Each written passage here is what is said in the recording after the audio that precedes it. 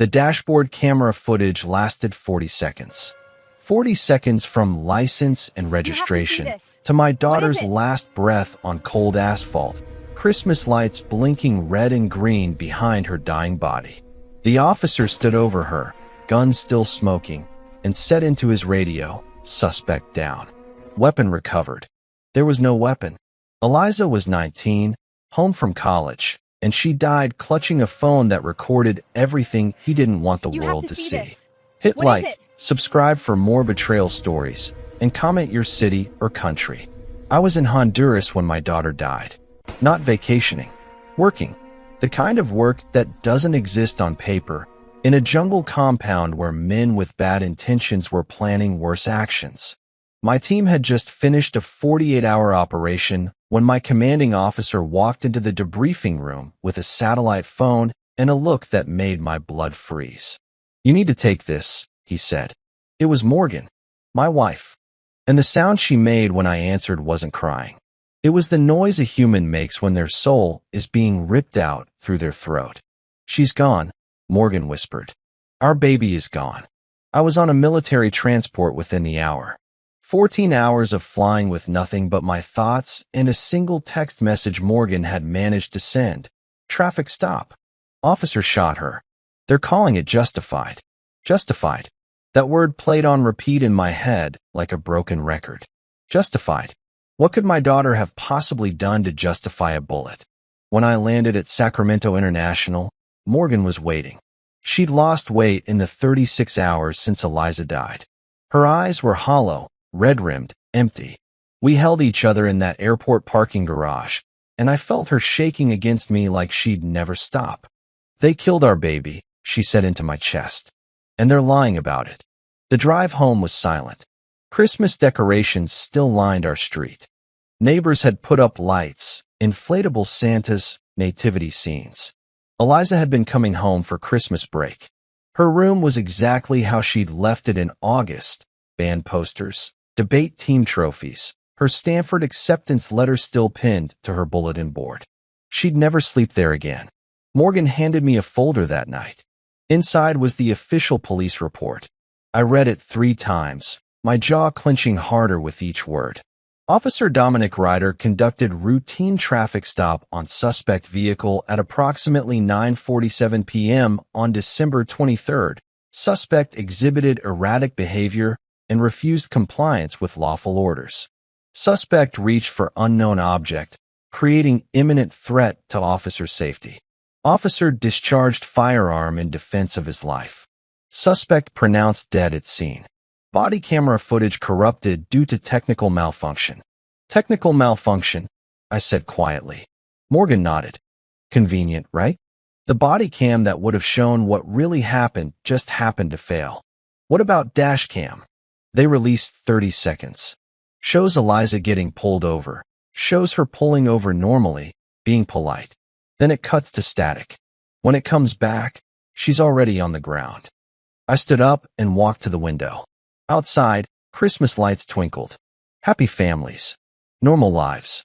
None of them knew that a cop had murdered a college student 3 nights ago and was going to walk free. What was the traffic stop for? I asked. Broken taillight. A broken taillight. My daughter was dead because of a broken taillight. There's more, Morgan said. She pulled out her phone and showed me a text thread. This is from Harper. She was Eliza's roommate. She says Eliza called her that night, right before the stop. Said she'd accidentally recorded something weird on her phone earlier that day. Recorded what? She didn't get to explain.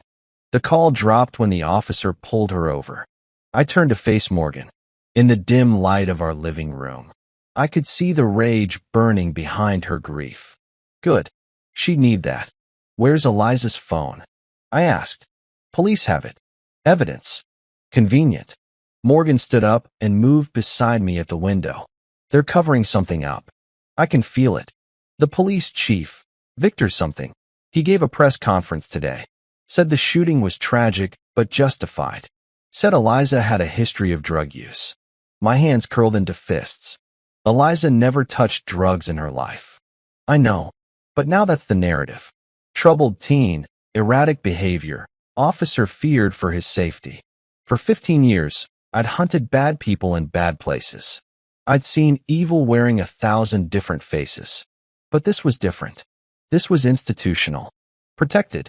The kind of evil that hid behind badges and union lawyers. I want to see where it happened, I said. Morgan drove us there at midnight. The intersection was unremarkable, a four-way stop in a quiet residential area. No streetlights. No witnesses at that hour. Perfect place for a dirty cop to do something he shouldn't. There were still flowers on the roadside. Someone had spray-painted "Justice for Eliza" on the asphalt. The city would scrub it away by morning. I knelt where my daughter had died and placed my hand on the cold ground. The concrete was still stained. They hadn't even cleaned her blood yet. I'm going to find out what happened, I said quietly. And I'm going to make sure everyone knows the truth. Morgan knelt beside me. How? They control the evidence. They control the narrative. I looked at her. I've spent 15 years finding people who don't want to be found. Uncovering secrets people kill to protect. These cops made one mistake. What's that? They assumed I'd play by their rules. We drove home in silence. But my mind was already working, cataloging, planning. The police report had mentioned Officer Ryder's partner that night, someone named Blake Hoffman. 2 cops at a one-person traffic stop. Why? Back home, I set up in my garage. Old habits. My deployment gear was still there, surveillance equipment, encrypted laptops, tools of a trade most people didn't know existed. Morgan watched from the doorway. What are you doing? What I was trained to do, I said, booting up the laptop. Reconnaissance. Investigation. Target identification. This isn't a battlefield. I looked at her. Yes, it is. By dawn, I had Officer Dominic Ryder's entire life mapped on my screen. 37 years old.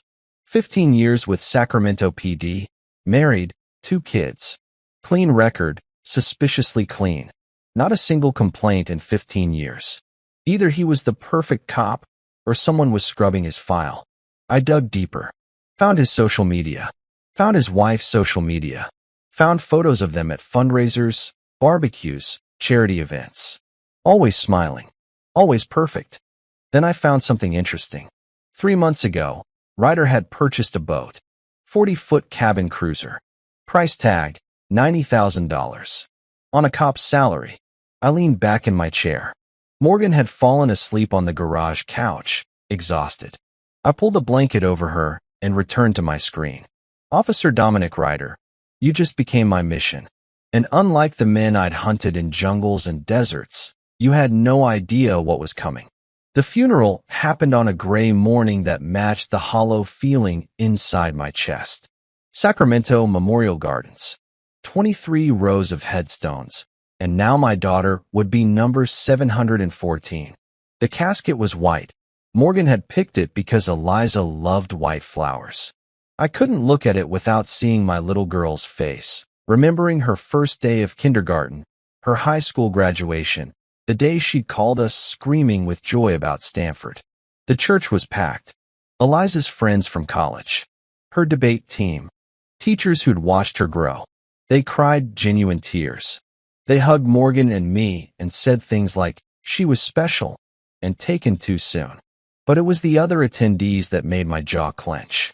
Police Chief Victor Brennan stood in the back row, uniform pressed and crisp, face carefully arranged into sympathy. Beside him were 3 officers I didn't recognize. They weren't there to mourn. They were there to observe, to measure, to see how the grieving parents would behave. Officer Dominic Ryder didn't attend. Smart move. The service was beautiful. Morgan gave a eulogy that broke every heart in that room. She talked about Eliza's dreams, her passion for justice. She'd wanted to be a civil rights attorney. Her laugh that could light up any room. I couldn't speak. If I opened my mouth, I'd say things that couldn't be unsaid. Afterward, Chief Brennan approached us at the gravesite. Mr. and Mrs. Patterson, he said, voice smooth as oil. I want you to know the entire department is grieving with you. Officer Ryder is devastated. He's receiving counseling. I stared at him. Your officer killed my daughter over a broken taillight, and you're telling me he's receiving counseling? Brennan's expression didn't crack. I understand your pain, but the investigation confirmed Officer Ryder acted within department policy. Your daughter's behavior created a threat situation. Don't. Morgan interrupted, her voice steel-wrapped in silk. Don't you dare stand at my daughter's grave and lie to my face. For just a second, I saw irritation flash across Brennan's features. Then the mask returned. The investigation is complete, he said. I'm sorry for your loss.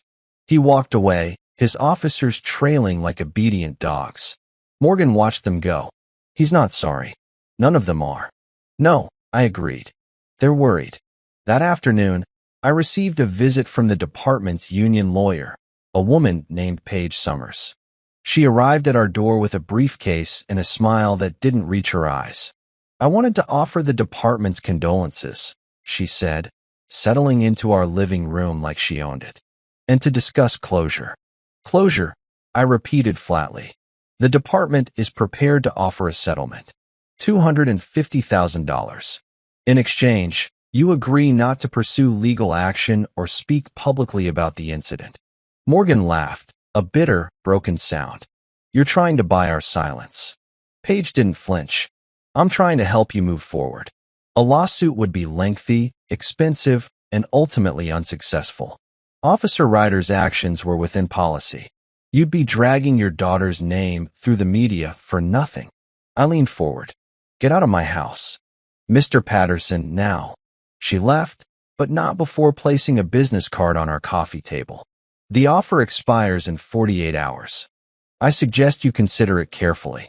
The moment she was gone, Morgan turned to me. They're scared. That's what this is. They're trying to contain this before it explodes. I picked up the business card and tore it in half. They should be scared. That night, I returned to my investigation. The internet is an incredible tool when you know how to use it. Public records, property databases, court filings. All accessible if you have patience and skill. Officer Blake Hoffman, Ryder's partner that night, had an interesting history. 2 brutality complaints in the past 5 years. Both dismissed. One of the complainants, a man named Julian Martinez, had later recanted his statement. The other complainant had moved out of state and couldn't be reached. Convenient patterns. I dug into Ryder's financials. The boat purchased 3 months ago wasn't his only unusual expense. New truck. Home renovation. Boat. Total expenditures in the past year, over $200,000. His salary was $78,000.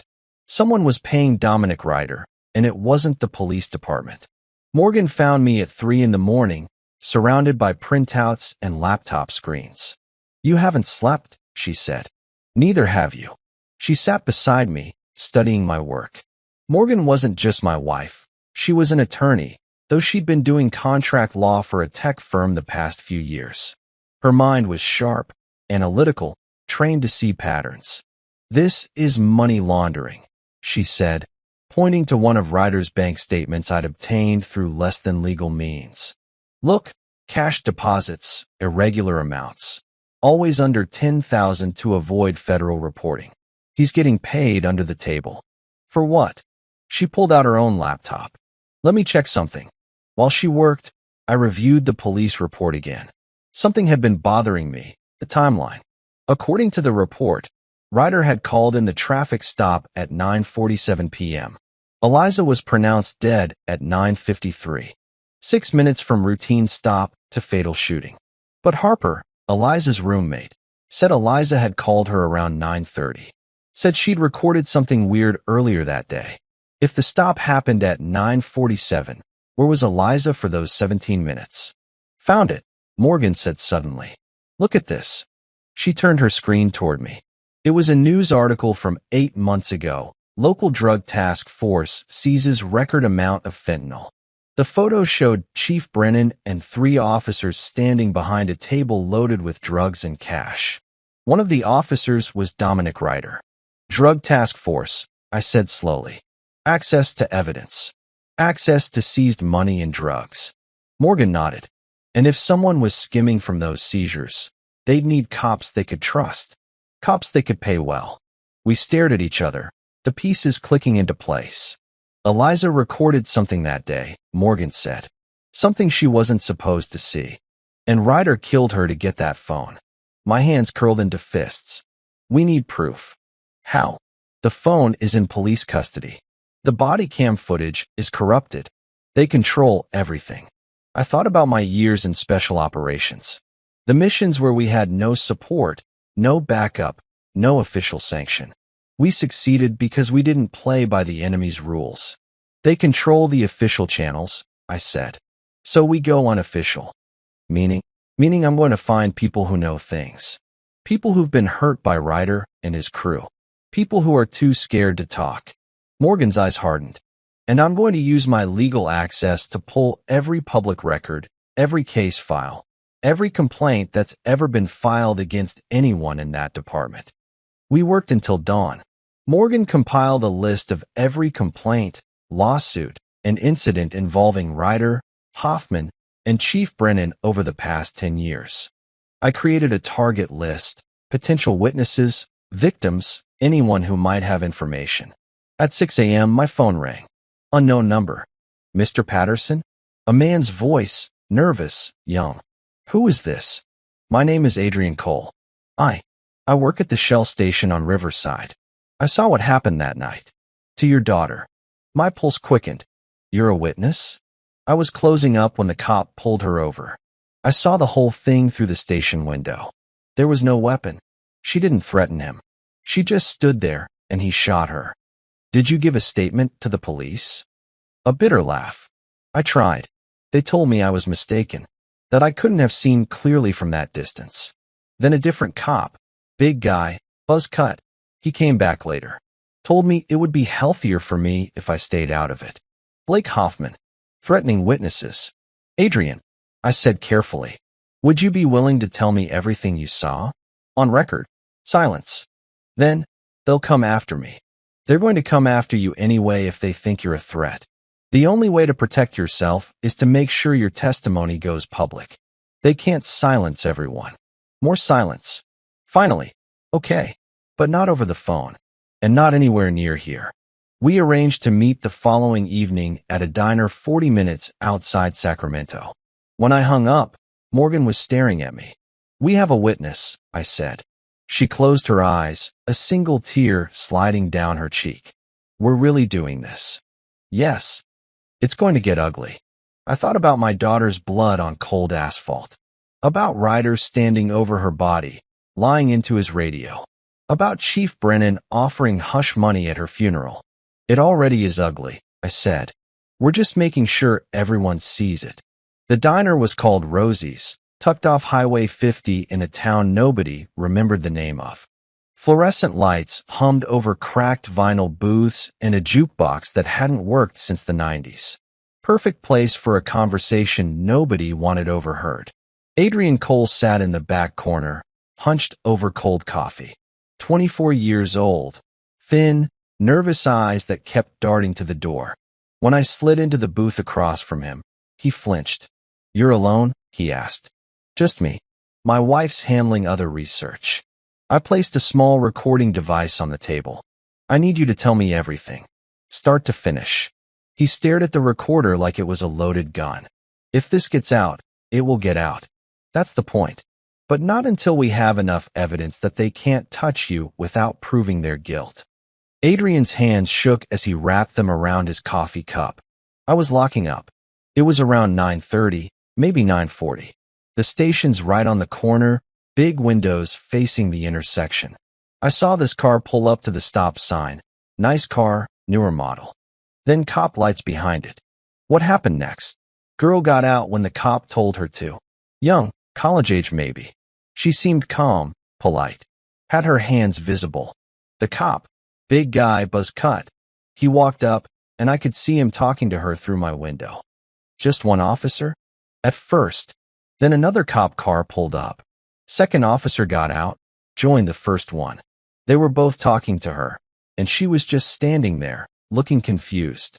Two cops for a broken taillight. My instincts had been right. Could you hear what they were saying? No. Windows were closed. But I could see body language. The first cop, he kept gesturing at her car. Then he went to look inside it with his flashlight. Did he have a warrant? Adrian gave me a look. Does that matter to cops like that? Fair point. The girl pulled out her phone. Adrian continued. Like she was going to record them or something. That's when everything changed. The first cop grabbed her wrist, yanked the phone away. She tried to get it back, and he shoved her. Hard. She stumbled, but didn't fall. My jaw clenched. What did the second officer do? Nothing. Just stood there watching. The first cop, he was going through her phone. Took maybe 2 minutes. Then he said something to the other cop, and they both looked at the girl different. Like she'd become a problem. Different how? Scared? Or angry? I couldn't tell. But the energy shifted. The girl, she started backing away. I remember thinking run, just run. But she didn't. She just stood there, trying to explain something. Then the first cop pulled his gun. My hands curled into fists under the table. Did she make any threatening moves? No. She put her hands up immediately. But he shot her anyway. Just boom. One shot. She dropped. The second cop, he pulled his gun too, but he didn't fire. Just stood there. Then the first cop leaned down, and I swear he placed something near her body. Something small. A weapon. Adrian nodded. Had to be. Because when backup arrived, they were taking photos of something on the ground near her. But I'm telling you, there was nothing there when he shot her. I sat back, processing. Ryder had executed my daughter because she had evidence on her phone. Then he'd planted a weapon to justify the shooting. And Hoffman had watched it happen. Did anyone interview you that night? Yeah. 2 different cops came to the station around midnight. Asked what I saw. I told them everything I just told you. They wrote it down, said they'd be in touch. Next day, a detective called, said my statement didn't match the evidence and I must have been mistaken about the timeline. You told them exactly what you saw? Word for word. They didn't care. Then 3 days later, the other cop, the one who watched, he showed up at my apartment.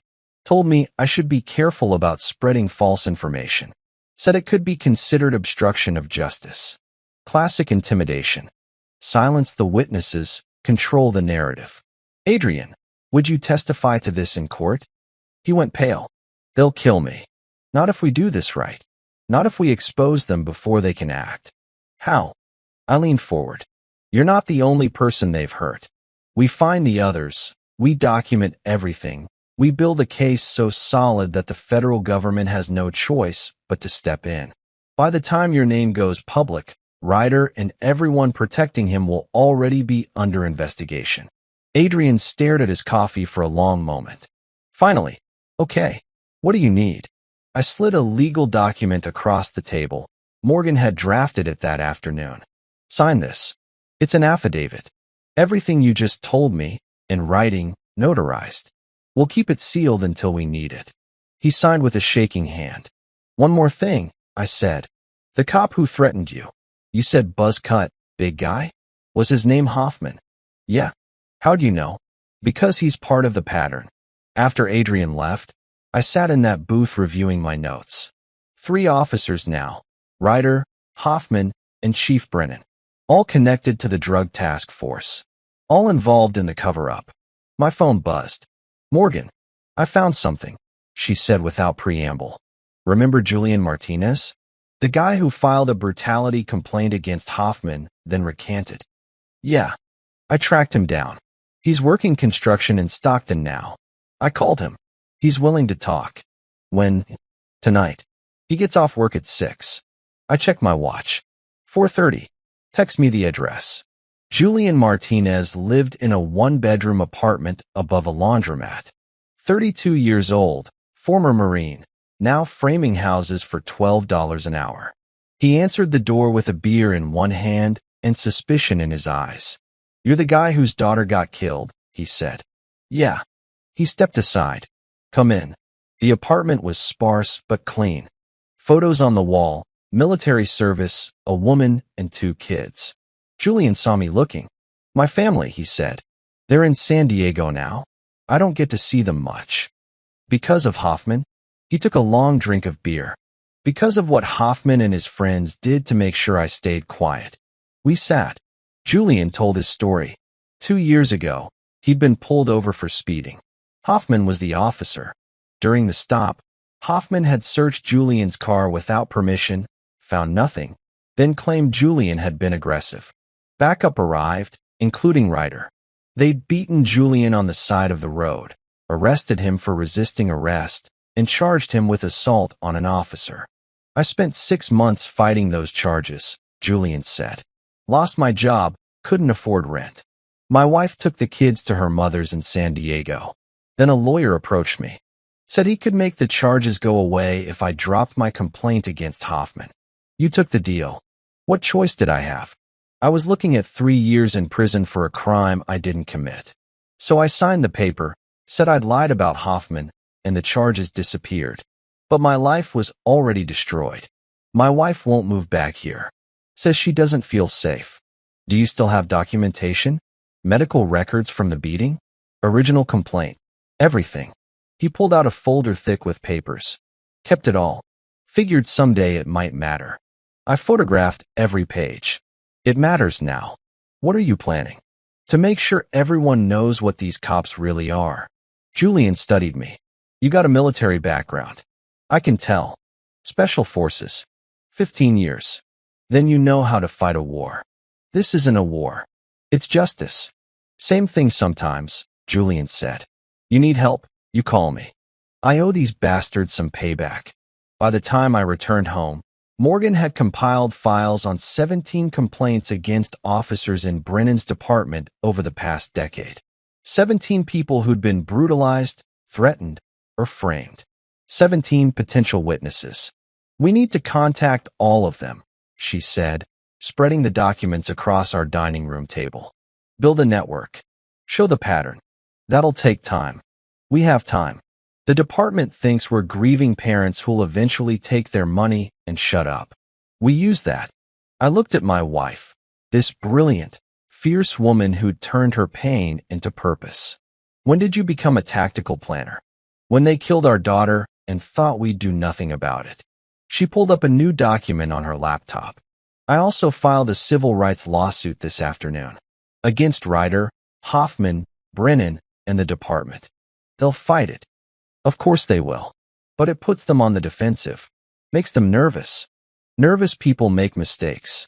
Over the next week, we worked methodically. Morgan contacted victims while I conducted surveillance. I photographed Ryder meeting with Chief Brennan at a restaurant outside his normal patrol area. I documented Hoffman making cash deposits at 3 different banks. I tracked their movements, their patterns, their associates. And I found something interesting. Every Thursday night, Ryder and Hoffman met at a bar called the Iron Horse. Always the same booth, always the same time. They'd drink for exactly 90 minutes, then leave separately. But before they left, a third man would join them, someone I didn't recognize. I photographed him, ran facial recognition through databases I still had access to from my military days. Mason Fletcher, former cop, fired from Sacramento PD 8 years ago for evidence tampering. Now he owned 3 pawn shops and a bail bonds company. The pieces were connecting. Ryder and Hoffman were dirty cops. Fletcher was their fence. They were stealing from drug seizures and selling through Fletcher's network. And my daughter had recorded something that threatened their operation. That night, Morgan and I sat in our living room, evidence spreading across every surface. We have witnesses, documentation, financial records, Morgan said. We need to go to the FBI. Not yet. Why? Because if Chief Brennan has enough power to cover up a murder and intimidate witnesses, he might have connections in federal law enforcement too. We go to them now, incomplete evidence, and it might disappear before anything happens. Then what's the next move? I thought about the training I'd received in psychological operations. How to pressure an enemy, create division, force mistakes. We make them turn on each other, I said. Right now they're unified, but criminals always crack under the right pressure. We need to give them a reason to stop trusting each other. How? I pulled up the photos of Fletcher meeting with Ryder and Hoffman. We let them know someone's watching. We make them paranoid. And we wait for one of them to break. Morgan smiled, cold, calculated. I like it.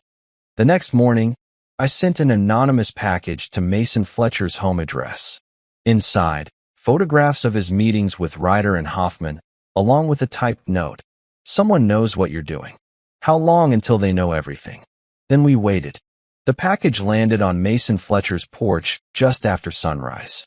Inside, the grainy photos of his shady meetings, the envelope with no fingerprints, the typed message that cut through whatever bravado he had left. By noon, the panic had spread. It didn't take special forces training to know pressure cracks from the inside out. All you need is patience and a push. Morgan put the finishing touches on her latest brief, hands moving with focused urgency. They'll know you sent it, or at least suspect, she said, glancing over her glasses. How much time do you think we have? Not long. We stay ahead of the storm. I was already on the laptop, tracking digital breadcrumbs that Ryder, Hoffman, and Fletcher had left. Fletcher's pawn shops were cleaning dirty money.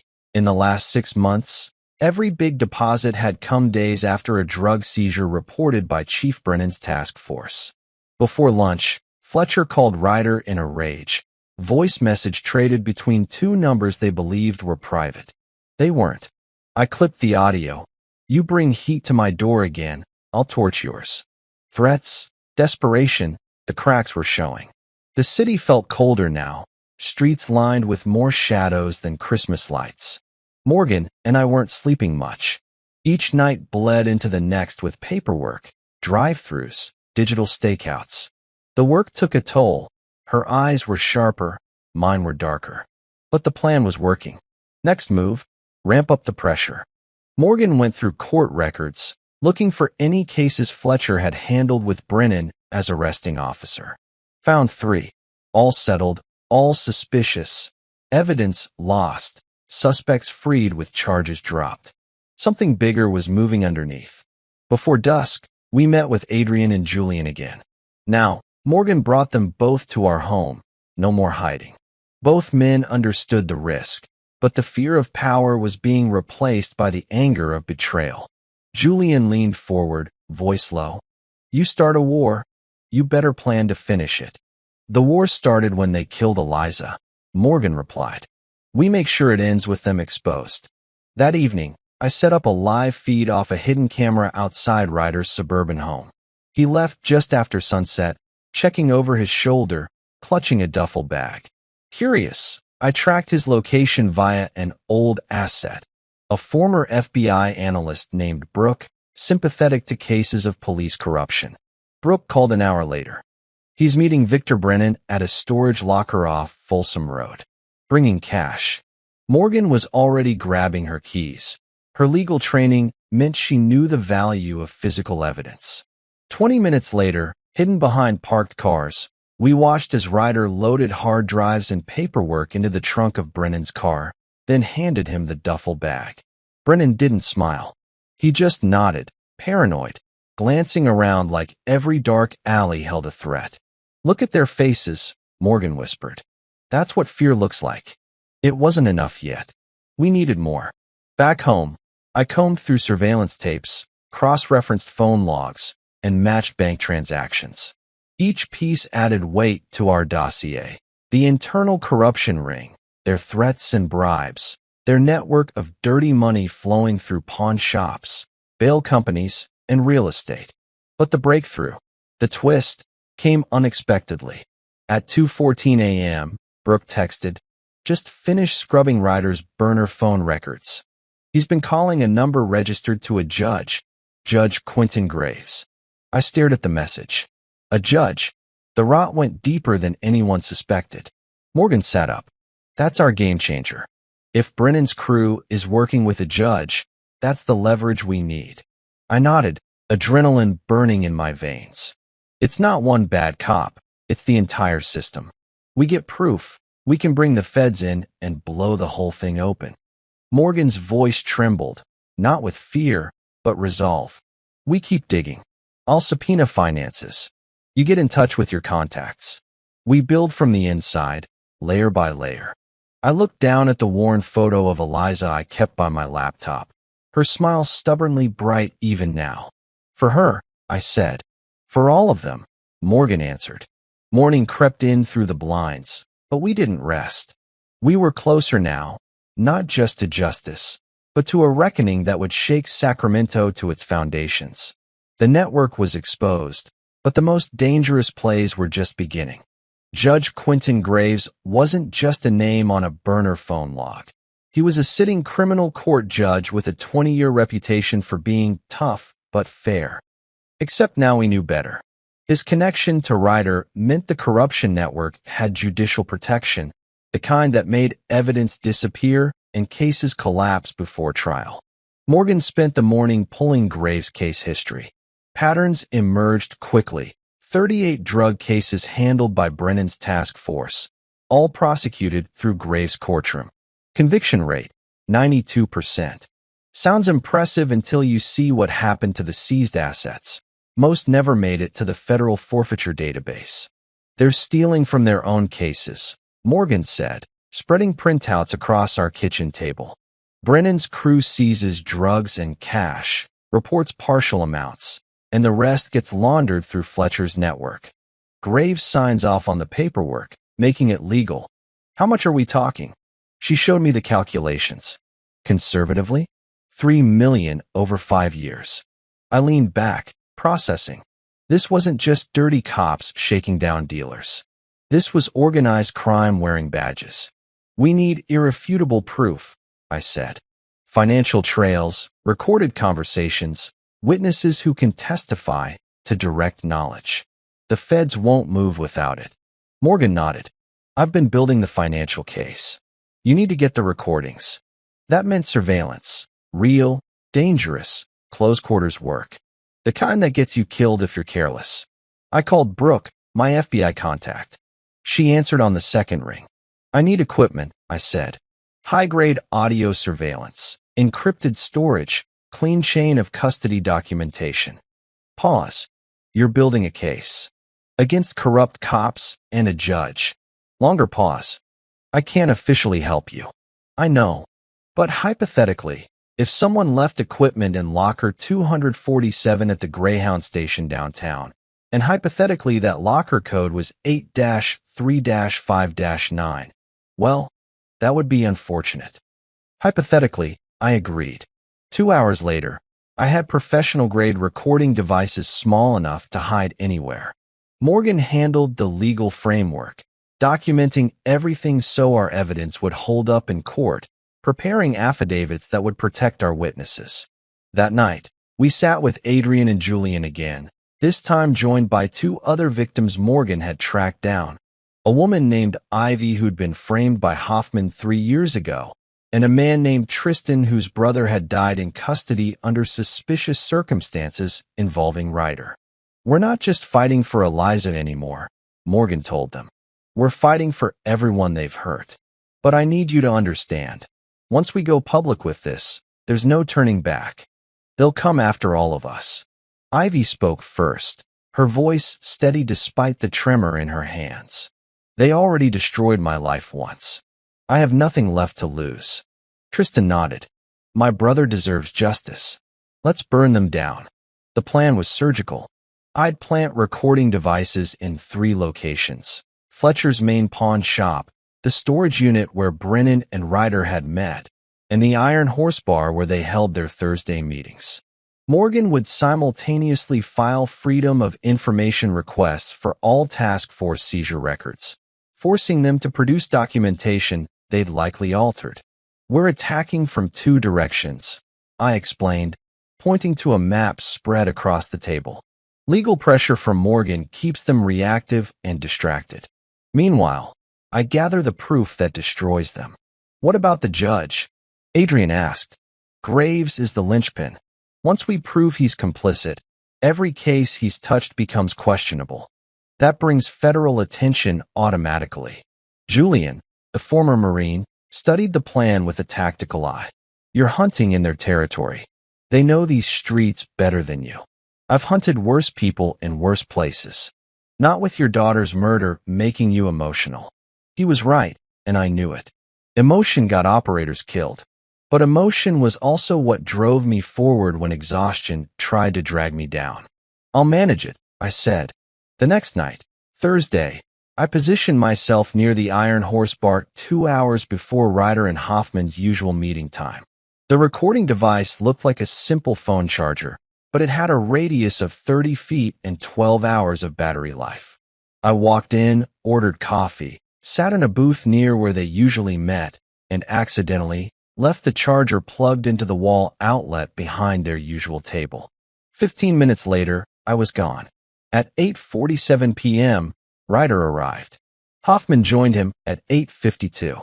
Fletcher walked in at 9:15, nervous, checking over his shoulder constantly. My anonymous package had done its job. From my car 2 blocks away, I monitored the audio feed through encrypted headphones. Fletcher's voice, agitated. Someone's watching us. Someone sent me photos of our meetings, my properties, everything. Ryder, dismissive. Probably the feds running their usual harassment. This wasn't feds. This was personal, like someone's building a case. Hoffman, tense, the girl's parents. That special forces guy? He's been asking questions. Silence. Then Ryder. What kind of questions? About the stop. About witnesses. Adrian from the gas station stopped answering his phone. I went by his place, cleared out. Find him. Already trying. But if he's talking, then we need to accelerate the timeline. Fletcher interrupted. Move the remaining assets, close the accounts, get everything offshore before anyone can freeze it. Ryder, we've got Judge Gray's protection. Nothing's going to trial. Fletcher, unless the feds get involved. Then Graves can't help us. Long pause. Finally, Brennan's voice. I hadn't seen him arrive. The feds aren't the problem. One grieving father is. And I know how to handle grieving fathers. My blood went cold. What are you suggesting? Fletcher asked. I'm suggesting accidents happen. House fires. Car crashes. Tragic, but convenient.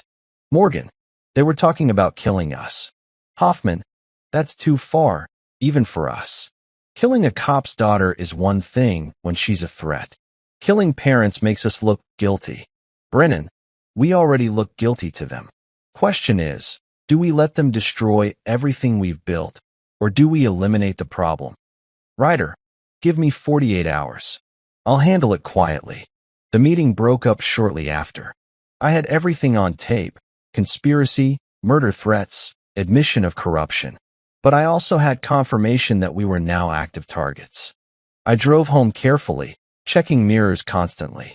When I arrived, Morgan was waiting with her own news. I got the seizure records, she said, holding up a thick folder. They're sloppy forgeries. The original amounts reported don't match federal database entries. We can prove they've been skimming millions. We have bigger problems. I played her the recording. Her face went white. They're going to kill us. They're going to try. I pulled out my phone and called Brooke. I need federal protection, and I need it now. I have recordings of cops and a judge planning murder and admitting to corruption. How fast can you move? Send me everything. If it's what you say it is, I can have agents there by morning. Not good enough. They're moving in 48 hours. Then I'll make calls tonight. But you need to go somewhere safe. Now. We packed essentials and drove to a motel an hour outside Sacramento, paying cash, registering under false names. Morgan uploaded all our evidence to encrypted cloud storage with instructions to release everything publicly if anything happened to us. Insurance policy, she said grimly. That night, neither of us slept. We lay in a cheap motel bed, listening to every car that passed, every footstep in the hallway. Eliza's photo sat on the nightstand between us, her smile a reminder of why we couldn't stop. We're close, Morgan whispered. So close to making them pay. Close to getting killed, I corrected. Same thing sometimes. At 6:23 a.m., my phone rang. Brooke, FBI is moving on your evidence. Agents are opening an investigation into Brennan, Ryder, Hoffman, Fletcher, and Graves. They want you in protective custody. When? Pack now.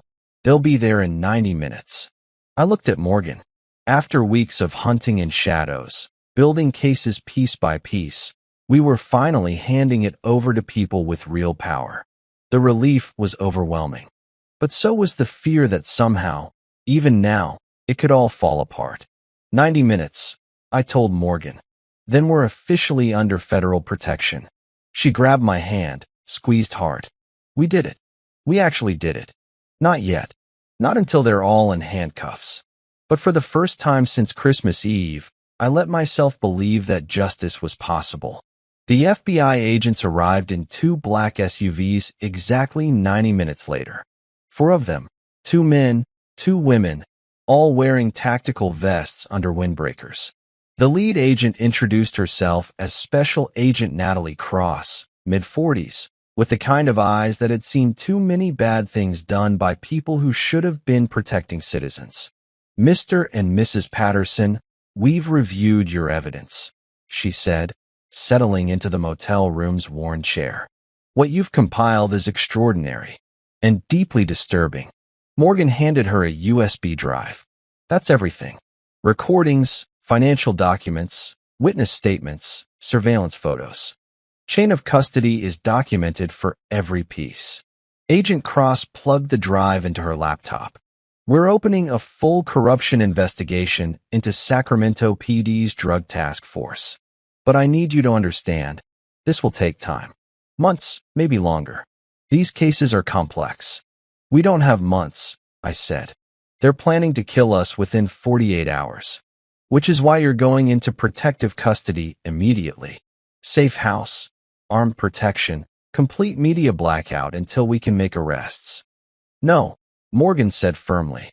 Agent Cross looked up. "Excuse me. We're not hiding. If we disappear, they'll know the feds are involved and they'll scatter, destroy evidence, flee jurisdiction, activate their legal defenses. You'll lose them. Mrs. Patterson, these are dangerous men, I'm aware. They murdered my daughter." Morgan's voice was steel. "But if we disappear now, this investigation loses momentum. They need to think they're winning. That we're just grieving parents with no real power." Agent Cross exchanged glances with her team. "What are you proposing?" I leaned forward. "We stay visible. Continue our normal routines. Meanwhile, your team works behind the scenes. Wiretaps, financial forensics, building the federal case. We're the bait that keeps them confident and careless." "That's incredibly risky. I've run operations in hostile territory for 15 years. I can handle surveillance and counter-surveillance. And Morgan's legal background means she knows exactly what evidence you need for prosecution." Agent Cross studied us both. "Finally, I'll need authorization from my supervisor. But hypothetically, if we agreed to this arrangement, you'd be wired at all times. Panic buttons, tracking devices. And the moment we sense imminent danger, you go into custody whether you like it or not." "Agreed," we said simultaneously. By noon, Morgan and I were back in our home, fitted with tracking anklets disguised as fitness monitors and panic buttons built into our phones. FBI surveillance teams positioned themselves in unmarked vehicles throughout our neighborhood. Agent Cross's voice came through the earpiece I wore. "We're monitoring all communications from Brennan, Ryder, Hoffman, and Fletcher. Judge Graves' phones are being tapped as we speak. Everything they say from this point forward goes into the federal record." "How long until you can make arrests?" Morgan asked. "We need bulletproof evidence. Multiple corroborating sources. Financial paper trails that can't be explained away. 2 weeks minimum, more likely a month. 2 weeks of playing targets. 2 weeks of pretending we didn't know death was circling." That afternoon, I drove to the grocery store. Normal routine, keeping up appearances. In my rearview mirror, I spotted 2 tails, one FBI protection, one that looked like Hoffman's personal vehicle. They were watching us, just as we'd predicted.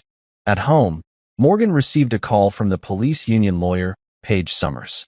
"Mrs. Patterson, I'm calling to extend the settlement offer one final time. $300,000. All you have to do is sign the agreement and move forward with your life." Morgan put her on speaker so Agent Cross could hear through our wire. Move forward? My daughter is dead because your client murdered her. Your grief is understandable, but making baseless accusations won't bring Eliza back. Officer Ryder followed protocol. Officer Ryder executed my daughter to cover up his criminal enterprise. And I have proof. Silence on the other end. Then, carefully, what proof? Recordings. Financial documents. Witnesses. Everything your corrupt department tried to bury. And it's all going exactly where it needs to go. Paige's voice turned cold. Be very careful, Mrs. Patterson. False accusations against law enforcement carry serious legal consequences. So does murder. And conspiracy. And corruption under color of authority. The call ended abruptly. Through my earpiece, Agent Cross. Beautiful. She'll report that conversation immediately, which means they know you're still a threat. Let's see how they respond. The response came at 2 a.m. I was awake. Old habits from deployment. When motion sensors around our property triggered. 3 figures approaching from the back fence, moving with tactical precision. Not amateurs. I pressed the panic button twice, signal for imminent threat, and grabbed the pistol I kept secured in the bedroom safe. Beside me, Morgan woke instantly. Company, I whispered. FBI agents swarmed our property within 90 seconds. Infrared lights cutting through darkness. Voices shouting, federal agents. The 3 intruders scattered, 2 escaping over the fence, 1 tackled by an agent and handcuffed. Agent Cross arrived minutes later, studying the captured man. Mid-30s, wearing all black, with a lockpick set and zip ties in his pockets. You're under arrest for attempted burglary and assault, she told him. Then to us, professional. Someone hired him. The interrogation happened in our kitchen while crime scene techs processed evidence outside. The intruder, a man named Connor, initially refused to talk. But when Agent Cross showed him photos of Ryder and Hoffman and threatened federal conspiracy charges with minimum 20-year sentences, he cracked. Hoffman hired me. Gave me $10,000 cash to break in, make it look like a robbery gone wrong, and ensure neither of them woke up. Morgan's face went white. They sent someone to kill us in our sleep. That's attempted murder for hire, Agent Cross said, satisfaction in her voice. Federal charges, no way around it. Connor, you're going to testify, and in exchange, we'll discuss reduced sentencing. Connor nodded miserably. By dawn, federal warrants were being prepared for Blake Hoffman's arrest. But Agent Cross made a strategic decision. Wait until we had everyone in custody simultaneously so none could warn the others. We move fast and hard, she explained. Coordinate arrests across multiple locations at the same time. Freeze their assets, seize their records, lock down every communication channel before they realize what's happening. Over the next week, the FBI worked methodically. They traced Fletcher's money laundering operations through multiple shell companies and offshore accounts. They documented Judge Graves accepting bribes through a complex system of legal fees paid to his wife's consulting firm, which did no actual consulting. They identified 17 other victims of the task force's corruption, each one adding weight to the federal case. Morgan and I continued our roles as visible targets. She filed more legal motions, each one strategically designed to force the department to produce records they'd rather hide. I maintained surveillance, documenting Ryder's increasingly erratic behavior as paranoia set in. Thursday night, 1 week after the attempted murder, Ryder, Hoffman, Fletcher, and Chief Brennan held another meeting at the Iron Horse. My recording device captured everything. Brennan's voice, frustrated. The Pattersons aren't backing down. They're building something. We need to know what. Fletcher, the hit on them failed. Now they're probably in federal protection. Hoffman, Connors disappeared. Probably flipped. Ryder, so what's the play? Long silence. Then Brennan, we destroy everything. Hard drives, financial records, case files. Make it impossible to prove anything. That's obstruction, Hoffman said quietly. That's survival. Without evidence, they have nothing. It's our word against theirs. And Graves insulates himself. His wife's firm was always designed for deniability. He'll claim ignorance. The conspiracy to destroy evidence was being recorded in real time and transmitted directly to FBI servers. Agent Cross listened through her own feed, then issued orders. That's enough. We move tomorrow. Simultaneous arrests at 6 a.m. Nobody talks to anyone. That night, Morgan and I barely slept. Tomorrow, everything we'd built would either succeed or collapse. At 5:47 a.m., 13 federal agents positioned themselves outside 5 different locations: Ryder's home, Hoffman's apartment, Fletcher's office, Chief Brennan's residence, and Judge Graves' estate. At exactly 6 a.m., they moved. Through our wire, we heard Agent Cross, FBI, search warrant. Open the door. By 6:15, all 5 men were in federal custody. By 7 o'clock, news helicopters circled Sacramento PD headquarters as FBI agents carried boxes of evidence out. By 8 o'clock, the story broke nationally. Major corruption investigation rocks Sacramento Police Department. Morgan and I watched from our living room as reporters stood outside the police station describing arrests, corruption charges, murder-for-hire allegations.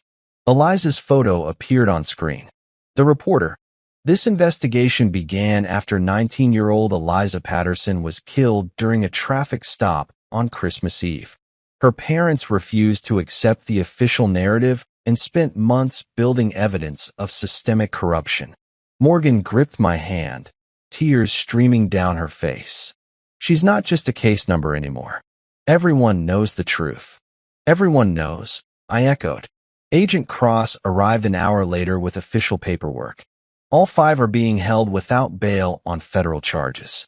Ryder and Hoffman for murder, attempted murder for hire, and corruption under color of authority. Brennan for racketeering and conspiracy. Fletcher for money laundering and conspiracy. Graves for bribery and obstruction of justice. "Will it stick?" I asked. "With your evidence, Connor's testimony, and the recordings?" "Absolutely. The U.S. Attorney is personally handling prosecution. These men are done." Morgan stood. "When do we testify?" "Trial prep starts next month." "But Mrs. Patterson, Mr. Patterson, you did the hardest part already. You brought them into the light." After she left, Morgan and I sat in silence, exhaustion finally catching up to months of fear and fury. "Eliza would be proud," Morgan said softly. "Eliza would have done the same thing," I replied. Outside, news vans still clustered. Inside, we finally allowed ourselves to breathe. The federal courthouse in Sacramento felt like a fortress, concrete and glass, surrounded by barriers and federal marshals. Morgan and I walked through metal detectors while news cameras tracked every step. 3 months had passed since the arrests, and today marked the beginning of the preliminary hearings. Inside U.S. Attorney Nathaniel Wade greeted us with a firm handshake. Mid-50s, gray at the temples, with the confidence of someone who'd never lost a corruption case. "The defense is going to attack your credibility," he warned. "They'll paint you as grief-stricken parents manufacturing evidence. But we have Connor's testimony, the recordings, the financial forensics. They can't explain away $3 million in stolen drug money." Morgan straightened her blazer. "Let them try." The courtroom filled quickly: journalists, victims' families, curious citizens. Ryder, Hoffman, Fletcher, Brennan, and Judge Graves sat at separate defense tables, each with expensive lawyers who'd probably been paid with stolen money. None of the defendants looked at each other. The unity was already cracking. Ryder looked haggard, 20 pounds lighter, dark circles under his eyes. Hoffman stared straight ahead, jaw clenched. Fletcher fidgeted constantly. Chief Brennan maintained a facade of confidence that didn't reach his eyes. Judge Graves sat rigid, expressionless, already calculating his defense. The magistrate judge entered, and proceedings began. Nathaniel presented the government's case methodically. He played recordings of the men discussing corruption, planning murder, admitting to theft. He showed financial documents proving unexplained wealth. He brought Connor to the stand, who testified about being hired by Hoffman to kill Morgan and me. He gave me $10,000 in cash, Connor said, voice steady. Told me to make it look like a robbery. Said nobody could know it was connected to the department.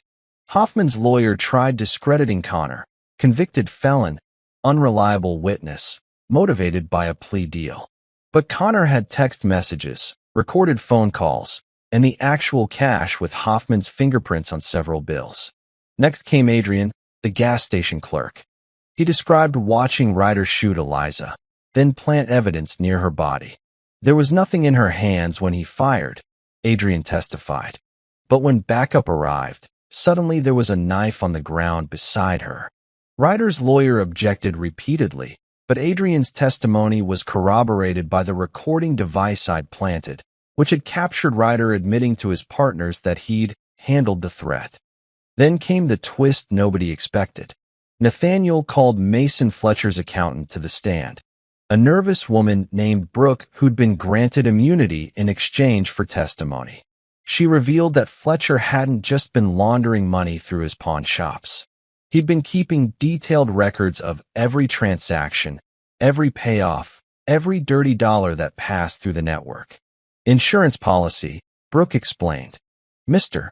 Fletcher said if anyone ever tried to blame him alone, he'd bring everyone down with him.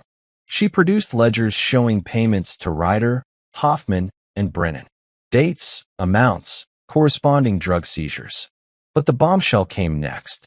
Judge Graves received monthly payments disguised as consulting fees to his wife's firm, Brooke testified. But the consulting was just code. He was being paid to dismiss cases, suppress evidence, and issue favorable rulings.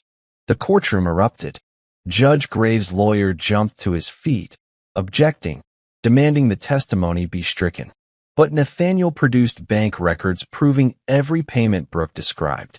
Your Honor, Nathaniel said calmly, we have documentation of 38 cases where Judge Graves received payments within days of issuing rulings that benefited this criminal enterprise. The pattern is undeniable. Judge Graves' face went pale. Until that moment, he'd believed his legal expertise would protect him. Now the evidence was irrefutable. During the lunch recess, Morgan and I sat in a victim services room with Nathaniel. Fletcher's flipping, he told us. His lawyer approached us this morning. He's willing to testify against everyone in exchange for a reduced sentence. Will you take the deal? I asked. Normally, no. But Fletcher has information about other corrupt operations in 3 different California cities. His testimony could bring down 50 more dirty cops. The deal benefits justice in the long run. Morgan nodded slowly. As long as he serves significant time, 20 years minimum, even with cooperation. He'll die in prison regardless. That afternoon, Blake Hoffman's lawyer requested a sidebar. When court resumed, the magistrate made an announcement. Officer Hoffman has agreed to plead guilty to conspiracy and obstruction charges in exchange for his truthful testimony regarding the death of Eliza Patterson. My hands clenched into fists. Hoffman was turning on Ryder. Hoffman took the stand, refusing to look at his former partner. Ryder called me that night, Hoffman testified. Said he'd pulled over a girl who had video evidence of us skimming drugs from a seizure earlier that day. He said we had to get the phone and eliminate the witness. What did you do? Nathaniel asked. I met him at the traffic stop. Ryder had already taken her phone, checked it, confirmed the video was there. He told the girl she was under arrest, made her get out of the car. Then he just shot her. Said we'd claimed she had a weapon. Did she have a weapon? No. Ryder planted a knife from his car after she was dead. Morgan's hand found mine, squeezing hard enough to hurt. This was it, the truth spoken in open court. Why didn't you stop him? Nathaniel pressed. Hoffman's voice broke. Because I was part of it. Because stopping him meant admitting everything we'd done. I chose my career over that girl's life, and I've lived with that every day since. Too little, too late. But his testimony sealed Ryder's fate. By day's end, The magistrate ruled there was sufficient evidence to proceed to trial on all charges against all defendants. Bail remained denied. Trial date set for 8 weeks. Outside the courthouse, reporters swarmed. Morgan gave a brief statement. Today, the truth about what happened to our daughter was spoken in open court. Officer Dominic Ryder murdered Eliza to cover up his crimes, and his partners helped him do it. We want justice not just for Eliza, but for every person these men hurt during their years of corruption. That night, Agent Cross called with news. Ryder's lawyer is making noise about a plea deal, she said. He knows the testimony destroyed them. He's looking at life without parole unless he cooperates. Will Nathaniel offer a deal?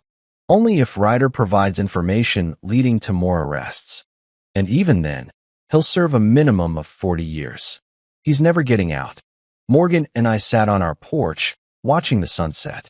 For the first time in months, the weight felt slightly lighter. They're turning on each other, Morgan said. Just like you predicted. Criminals always do. Loyalty only lasts until the consequences become real. Do you think we'll feel better when they're sentenced? I thought about that. I think we'll feel like justice was served. But Eliza will still be gone. That pain doesn't go away with a verdict. No, Morgan agreed quietly. But at least her death will mean something. At least other families won't suffer because these men were allowed to keep operating. Inside, my phone buzzed.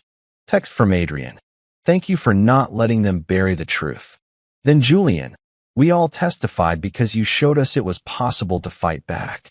Then Ivy. My brother's case is being reopened because of this investigation. You gave us hope. Morgan read over my shoulder, tears streaming down her face. We didn't just get justice for Eliza, she whispered. We got it for all of them. The trial was still ahead. Sentencing would come later. But the trap had sprung, the conspiracy had collapsed, and the corrupt officers who'd believed themselves untouchable were facing the full weight of federal justice.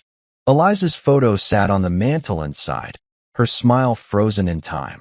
She'd wanted to be a civil rights attorney, fighting for people who couldn't fight for themselves. In the end, her death had accomplished exactly that. 8 weeks later, the trial began in the same federal courthouse, now under heavy security. Nathaniel Wade had streamlined the case into a single racketeering conspiracy, linking every crime back to the corrupt network. Ryder faced first-degree murder charges. Brennan, the ringleader, faced life for orchestrating it all. Hoffman and Fletcher had taken plea deals, testifying for reduced sentences. Judge Graves fought alone, claiming ignorance. The jury, 12 strangers from across Northern California, filed in silently. Cameras weren't allowed, but reporters filled every seat. Morgan and I sat front row, Eliza's photo pinned to our jackets. Nathaniel opened strong. This wasn't one bad cop. This was organized crime protected by badges. Dominic Ryder murdered Eliza Patterson to silence a witness. Chief Victor Brennan ran the operation. Blake Hoffman watched it happen. Mason Fletcher laundered the millions they stole. Judge Quentin Graves made it all legal. Defense lawyers countered predictably. Ryder's attorney painted him as a hero officer fearing for his life. Brennan's claimed a vast conspiracy against law enforcement. Graves' lawyer called the evidence circumstantial. Hoffman testified first, voice cracking. Ryder said Eliza's phone had video of us taking cash from a seizure. He shot her point blank, planted the knife. I didn't stop him because Brennan said we'd all go down if we talked. Cross-examination got ugly. Hoffman's lawyer screamed, "You're lying to save yourself." Hoffman snapped back, "I watched a girl die for your client's money. Sit down." Adrian followed, describing the shooting from the gas station window. No weapon. She had her hands up. Ryder executed her. Ryder's lawyer grilled him. Dark night. Poor visibility. You sure? I saw his face, Adrian said coldly. He looked right at her and pulled the trigger. Morgan took the stand next. Composed, lethal. She walked the jury through financial records. Millions missing from seizures, flowing to Fletcher's shops, then to Brennan's shell accounts. They stole from the war on drugs to fund their lives. Brennan's attorney objected constantly. Inflammatory. Fact, the judge ruled. My turn came last. I detailed the surveillance, recordings, the night intruders tried to kill us. Brennan ordered it. Ryder executed Eliza the same way. Cold, professional. Graves' lawyer attacked hardest.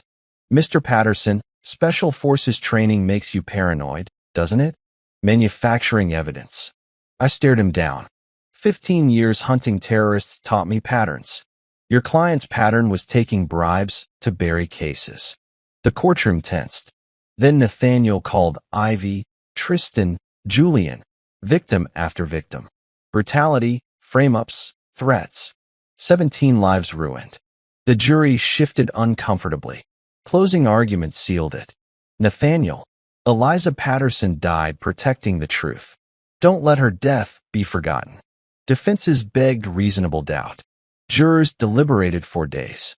Verdict, guilty on all counts. Ryder, life without parole. Brennan, life. Fletcher, 25 years. Hoffman, 20 with testimony.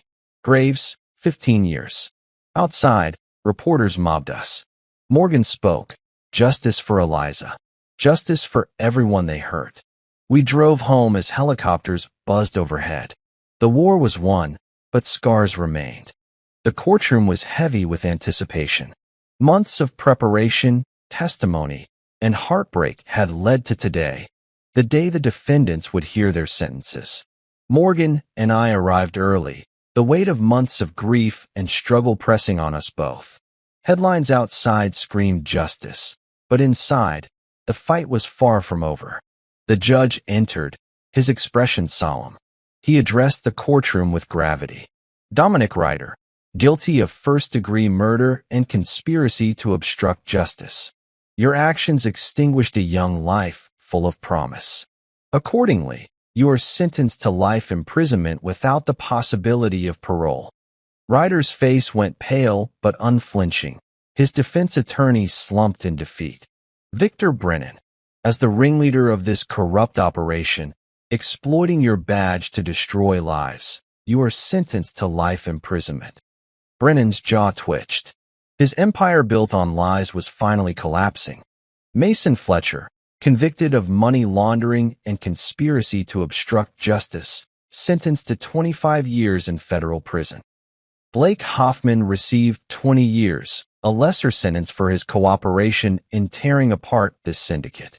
Finally, Judge Quentin Graves, convicted of bribery and obstruction, was handed a 15-year prison sentence. His courtroom demeanor shattered, the facade erased. Morgan squeezed my hand. Justice was more than a goal. It was a relentless pursuit that had finally come to fruition. Outside, supporters and victims gathered, voices rising in relief and hope. Eliza's friends held a vigil, lighting candles in her memory. The same girl once reduced to a tragic case was now a symbol of resilience and reckoning. The district attorney's office announced implementation of reforms. Federal oversight would monitor Sacramento PD for the foreseeable future, emphasizing transparency, accountability, and community rebuilding. Morgan and I spoke at press conferences, discussing the systemic rot we exposed, the lives shattered, and the imperative for vigilance. Yet, beneath the public victory, personal healing was a far longer path. At home, I found solace in routine, training, writing letters to families who'd lost loved ones, mentoring young officers who chose to serve honorably. Morgan reopened her legal practice focused on civil rights, taking cases absent of flashy headlines, but rich with meaning. We established the Eliza Patterson Foundation, funding support for families affected by police corruption and advocating for reform through education and policy change. The legacy was clear. Eliza's death sparked a movement. Yet, some nights, the silence was deafening. I'd lie awake, haunted by the image of Eliza on that cold asphalt, the flash of the gun, the silence that followed.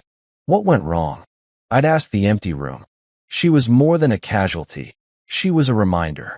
Bad men with badges can wield terrible power, But truth, persistence, and love can dismantle even the darkest empires. Morgan and I never forgot the price. But we never stopped fighting for justice, for truth, for Eliza. The Sacramento courthouse steps felt different now, not as a battlefield, but as a memorial to what we'd fought for. Morgan and I stood there on a crisp morning. Reporters gathered, but this time the questions weren't about trials or verdicts. They were about what comes after justice. Today marks the official launch of the Eliza Patterson Foundation for Police Accountability. Morgan announced, her voice steady but layered with emotion. Our mission is to support families affected by police corruption, fund legal advocacy, and push for systemic reform that prevents what happened to our daughter from happening to anyone else. Behind us, Adrian, Julian, Ivy, and Tristan stood as board members, survivors who'd turned their pain into purpose. 17 other families whose lives had been destroyed by Brennan's corrupt network joined us, creating a wall of resilience that couldn't be broken. The foundation wasn't just about money or lawyers. It was about changing the culture. We'd partnered with Sacramento PD's new reform-minded chief to implement body camera protocols that couldn't be accidentally corrupted. We established independent civilian oversight boards with real power to investigate misconduct. We created scholarship programs for young people pursuing careers in law enforcement, the kind who'd wear the badge with honor, not hide behind it. The work consumed us, but in the best way. Morgan took on pro bono cases for victims of police brutality, winning settlements that forced departments nationwide to change their practices. I consulted with federal agencies on detecting corruption patterns, teaching investigators the same reconnaissance skills I'd used hunting Brennan's crew. Our home became a gathering place. Every Tuesday night, support group meetings filled our living room with families navigating the impossible grief of losing loved ones to those sworn to protect them. We listened, we cried, we strategized. Some nights were unbearable. Hearing stories that mirrored Eliza's, feeling that familiar rage ignite. But other nights brought breakthroughs. A case reopened, evidence uncovered, justice finally served. 3 weeks after the foundation launched, something unexpected happened. A young officer named Preston reached out, rookie cop, fresh from academy, assigned to Sacramento PD during its federal oversight period. He wanted to meet. We sat across from him in a coffee shop, cautious but curious. I read about what happened to your daughter, Preston said, hands wrapped around his mug like it could steady his nerves. About what those officers did. I joined this job to help people, not hurt them. But after seeing what corruption looks like, I'm terrified I'll miss the signs. That I'll look the other way when I shouldn't. Morgan leaned forward. The fact that you're asking these questions means you're already different from them. I want to be part of the solution, Preston continued. Whatever training, oversight, accountability measures you're implementing, I want to help from the inside. There are others like me, young officers who are disgusted by what happened and want to rebuild trust. That conversation sparked something powerful. We established a mentorship program connecting reform-minded officers with community leaders, creating dialogue where suspicion had festered. It wasn't perfect. Trust takes generations to rebuild when it's been shattered. But it was progress. The media attention never fully disappeared. National outlets interviewed us about police reform. True crime podcasts detailed the investigation. Eliza's story became a case study in criminal justice courses nationwide. Sometimes the attention felt exploitative, but Morgan reminded me. Every person who learns her name is one more person who won't forget what corruption costs. One evening, as autumn painted Sacramento in amber and gold, Morgan and I visited Eliza's grave. We brought fresh flowers, white roses, her favorite. The headstone read, Eliza Marie Patterson, beloved daughter, seeker of justice, catalyst for change. Morgan traced the words with her fingertips. Do you think she'd be proud of what we've done? I thought about my daughter, brilliant, fierce, determined to make the world better. I think she'd tell us we're not done yet. No, Morgan agreed with a soft smile. She'd demand we keep going. And we would. Because Eliza's death had revealed something crucial. Corruption thrives in silence, but crumbles under scrutiny. Every family we helped, every officer we trained, every policy we changed was another crack in the foundation of a system that had protected bad cops for too long. The Foundation's first annual gala happened on what would have been Eliza's 20th birthday. 200 attendees, including Agent Natalie Cross, U.S. Attorney Nathaniel Wade, and dozens of families we'd helped. We raised $500,000 for legal aid and reform initiatives. During my speech, I looked out at faces that had once been strangers, now connected by shared tragedy and collective hope. Eliza wanted to be a civil rights attorney, I said, voice catching. She wanted to fight for people who couldn't fight for themselves. She didn't get that chance. But every person in this room is continuing her mission. Every corrupt officer we expose, every family we support, every reform we implement, that's Eliza's legacy. She's still fighting. Through all of us. The standing ovation shook the room. Later, Morgan and I stood on the venue's balcony, watching the city lights flicker like stars brought to earth. We survived, Morgan whispered. I didn't think we would, but we did. We did more than survive. We won. She turned to me, eyes bright with tears and determination. What's next? I pulled her close. We keep fighting. For Eliza. For everyone like her. Until no parent has to bury their child because someone with a badge decided laws didn't apply to them. The road ahead was long. Corruption didn't disappear with 5 arrests. But we'd proven something vital. Ordinary people could challenge extraordinary power and win. We'd shown that grief could become purpose, that rage could fuel justice, and that one daughter's death could save countless lives. Eliza would never see her 21st birthday, would never graduate Stanford, would never argue her first case in court. But her impact was undeniable, immeasurable, eternal. And we'd make sure the world never forgot her name. Before I let you go, I need to ask you something from the heart. Have you ever felt powerless against a system that seemed too big to challenge? Have you ever wondered if one person's voice could truly make a difference? Drop your answer in the comments. I want to hear your thoughts. Also, tell me where you're watching from. What city, what country? Let's see how far this story has reached across the world. Comment below. If this story moved you, if it made you think, if it reminded you that justice is worth fighting for, show some love with a like and subscribe. Not because I'm asking, but because stories like these need to be told, shared, and remembered. Your support helps me bring you more powerful narratives that matter. And here's the big question. What kind of stories do you want to hear next? Military revenge? Family betrayal? Corruption exposed? Cheating spouse justice? Let me know in the comments what themes grip your heart, and I'll craft stories that speak directly to what you want to experience. Until we meet again in the next epic thriller and revenge story, stay strong, stay vigilant, and remember, justice delayed is not justice denied. Take care, and I'll see you soon.